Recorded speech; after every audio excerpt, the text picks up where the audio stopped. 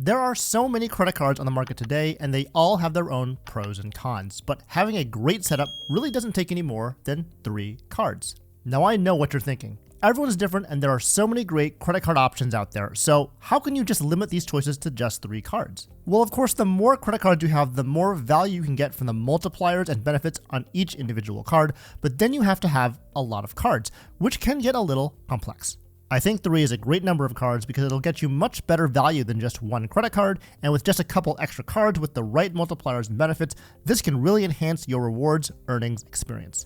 And the first card you're going to need is your catch-all credit card. This credit card is exactly what it sounds like. It's the credit card that you use to capture all expenses that aren't in the usual credit card earning categories. These categories typically include popular expenses such as dining, groceries, airfare, hotels, and gas, to name a few. The other category, which I would consider to be all expenses that don't include housing, transportation, or food, is probably going to be one of your top spending categories. So this is why it's so important to cover this category with a solid credit card. And for catch-all credit cards, a great starting point would be a card that earns 2% or 2x points back that has no annual fee. Cards that fit this description include the Citi Double Cash, the Wells Fargo Active Cash, the SoFi Credit Card, the Fidelity Rewards Visa, the PayPal MasterCard, and the American Express Blue Business Cards. With these cards, you can get an industry standard 2% or 2x return on a card with no annual fee, so there's pretty much only upside to using these cards.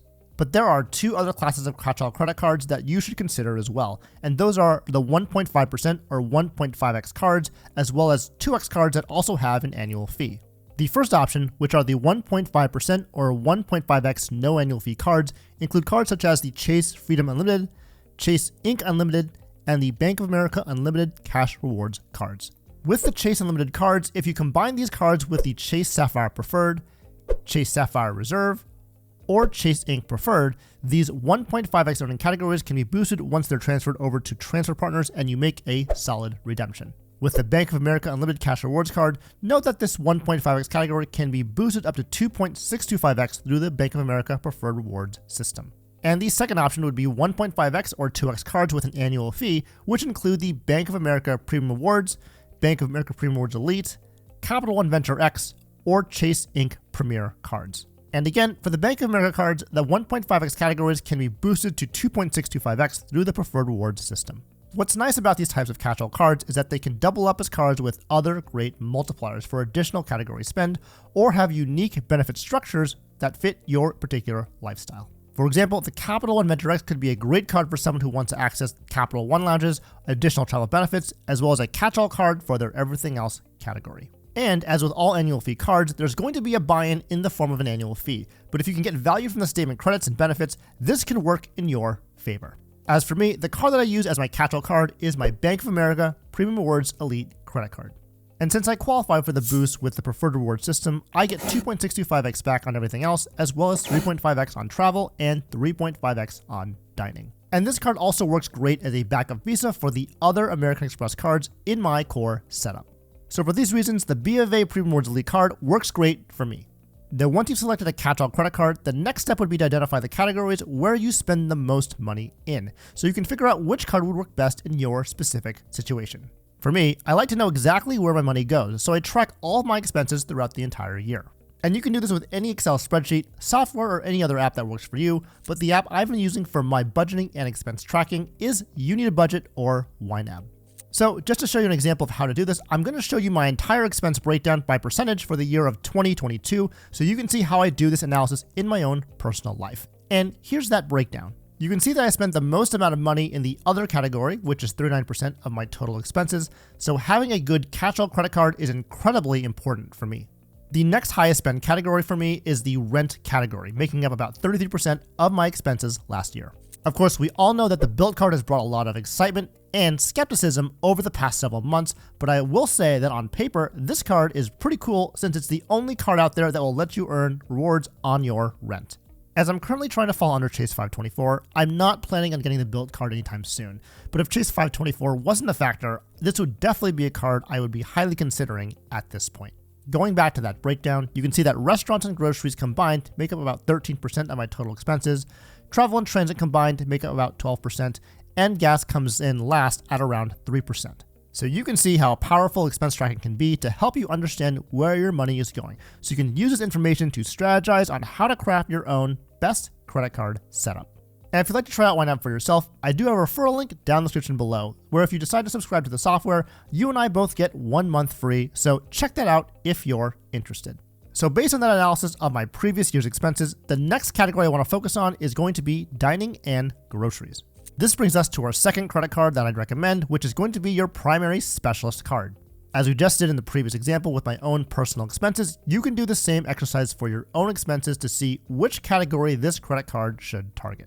I'd like to point out that we're still focusing on multipliers here, just like the first card we talked about, which was the catch-all credit card. This is because we want to focus on building a core setup so that when it comes to spending money, you have all your major categories covered. So if your next highest category was rent, this card should probably be the built card. But if you're like me and not targeting the built card right now, you can move down to the more traditional credit card categories where there are more options to choose from.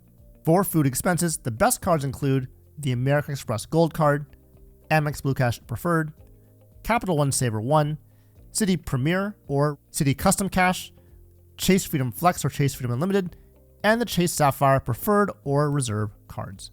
Now, out of these options, the Amex Gold, Capital One Saver One, and the Citi Premier are the best for both since they all have good multipliers for restaurants and groceries on a single card. But the other options I mentioned can be good for either groceries or dining, depending on what you're looking for. The Amex Gold card gets you 4x membership rewards points on restaurants and US groceries. The Citi Premier card gets you 3x points at restaurants and supermarkets.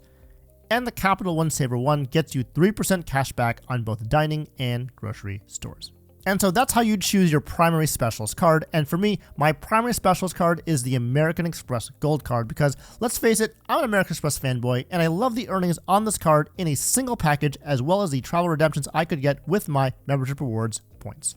The next card that you'll need is your secondary specialist card, and this is a card that can do one of two things. You could either continue down the multiplier path and target your next highest spending category, or you could look at some of these so-called keeper cards that usually come with higher annual fees. And the reasons you'd want to target these cards is because the perks of these cards outweigh the annual fee and increase your overall quality of life due to the benefits on that particular card. So with me personally, the next category that I spend the most money in is travel. Travel cards to consider with great multipliers include the American Express Green Card, Chase Sapphire Reserve Card, the Wells Fargo Autograph Card, and the Bank of America Customized Cash Rewards Card. What's nice about these cards is that they all earn 3x points or 3% cash back not only on travel, but also on transit. And since we're looking for cards that can play double duty, these are excellent choices for this particular use case. Specifically, Bank of America and Chase Bank are known to have very broad travel categories, and so going with one of their credit cards is recommended if you want to access broad travel categories, including the transit category. Now for me, I already have the Bank of America Premium Rewards Elite credit card, which covers the travel category at 3.5x with the Preferred Rewards boost. So I actually want a card with great travel benefits that I can use. And since I'm usually at the airport around 5 to 6 times per month, having lounge access and travel benefits is very important to me. And so the card that I use for my secondary specialist card is none other than the American Express Platinum card. This card is definitely the big daddy card of all the travel credit cards on the market, with a great 5x point multiplier for flights, the broadest and more comprehensive lounge access network, and a slew of very valuable travel protections among its multiple other perks. So by using each of these three cards, the catch-all card, the primary specialist card, and the secondary specialist card, you can build a powerful 3-card setup that is tailored specifically to your needs to maximize your credit card rewards potential. But there's one more card that I want to talk about, and this card may not be a card that you keep long-term, but it's still very important in any credit card setup, and that's the bonus card. Just like the catch-all credit card, this card is self-explanatory and is the card you'll be signing up for just for the sign-up bonuses. The single best way to earn rewards on credit cards is through a sign-up bonus where you typically spend a certain amount of money, also known as the minimum spend requirement, over a set period of time to earn a sign-up bonus of cash back, points, or even some additional perks depending on the sign-up bonus at the time. And what's really cool and exciting about sign-up bonuses is that they are constantly changing. You never know when there'll be an elevated sign-up bonus offer for a particular card, so by keeping up with credit card news and updates, you can start taking advantage of these offers when they come up. And for those of you ultra maximizers out there, you can have more than one sign-up bonus card at a time, but just remember to keep track of your spending and to make sure to pay those cards on time and in full, and you'll be set to take advantage of those elevated sign-up bonuses for some great cashback or travel redemptions. So those are the only 3 credit cards you need, with a bonus card thrown in there just for good measure.